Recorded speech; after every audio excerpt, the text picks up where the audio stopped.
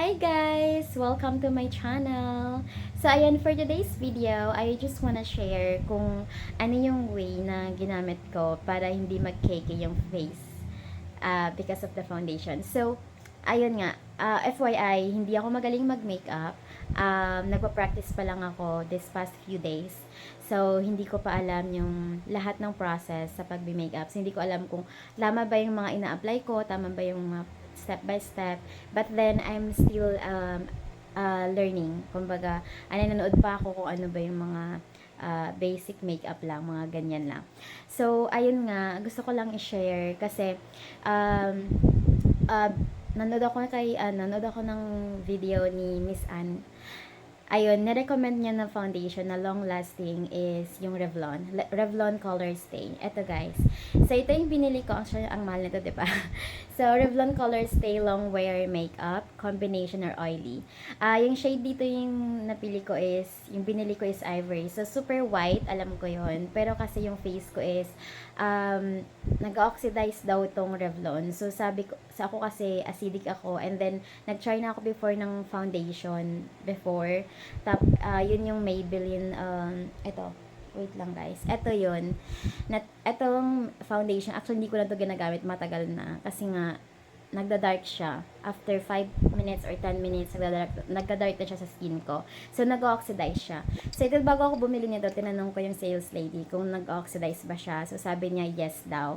So, kaya white talaga yung pinili ko. So, ayun, I'm not sure kung because dahil ba sa shade, kung bakit nagki-KK yung makeup ko, yung foundation na to sa face ko. So, I tried this multiple times talaga as in. Super, parang alam mo yun, natatanggal. Alam, hindi nag-i-stay yung foundation sa face ko.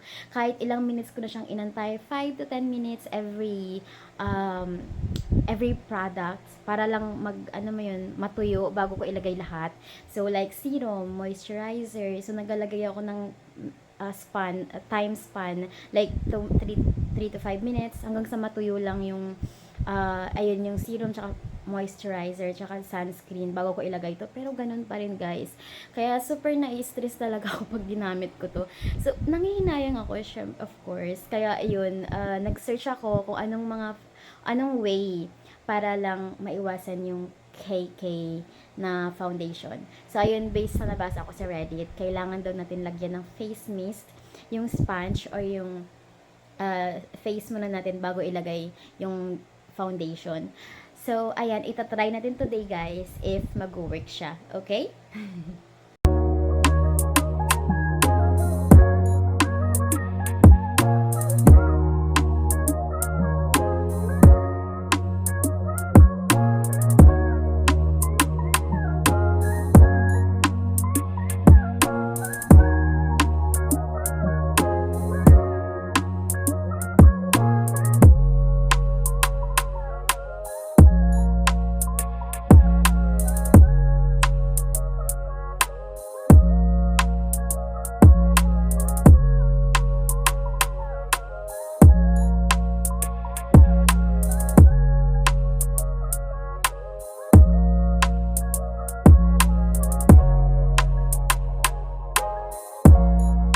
Hello guys. So ayan na nga, 'di ba?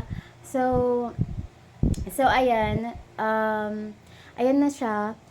So far good. Medyo na ako ngayon, na-amaze ako sa ginawa sa way na yon. Nilagyan ko yung sponge ng face mist. Tsaka itong face mist yung ginagamit ko, yung sa Happy Skin. Nakakatuwa kasi look guys, 'di ba?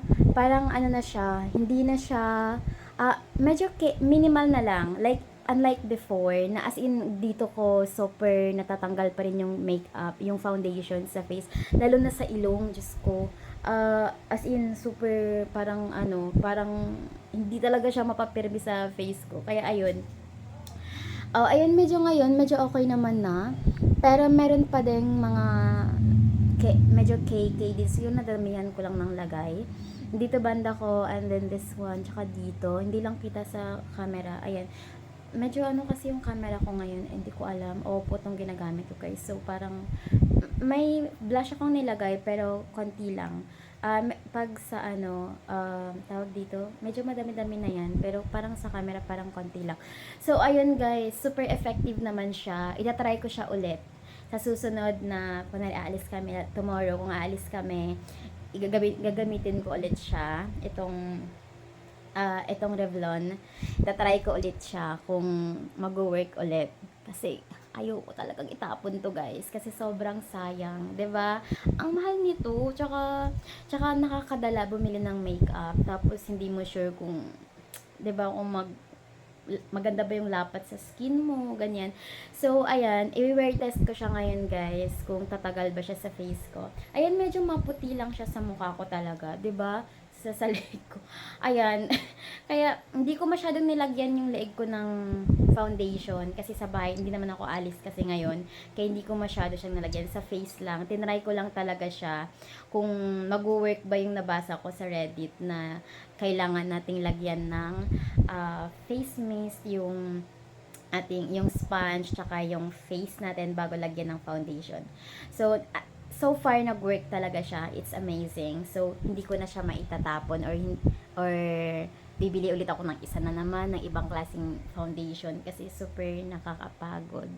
Bumili na naman tapos baka hindi na naman mag-work.